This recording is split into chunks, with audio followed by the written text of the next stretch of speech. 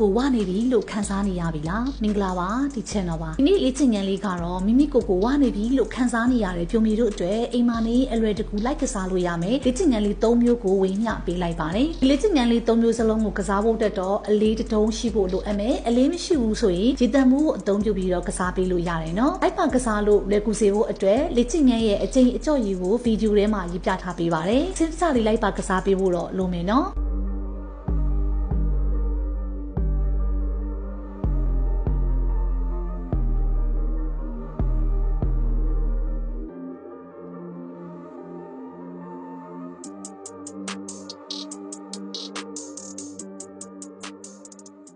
ဗီဒီယိုလေးကပြုံမီတို့အတွက်အကျိုးရှိမယ်လို့မျှော်လင့်ပါတယ်။နောက်ထပ်လည်းပြုံမီတို့အတွက်အကျိုးရှိစေမယ်။ဒီကျင့်ခန်းလေးနဲ့ဗဟုသုတတွေကိုဝေမျှပေးသွားပါအောင်မယ်။ဗီဒီယိုလေးကိုဆုံးထိအောင်ကြည့်ပြီးလို့ကျေးဇူးများကြီးတင်ပါတယ်။ကျမလာပါချင်တဲ့အမျိုးသမီးတိုင်းအတွက်ဒီ channel ရှိရနော်။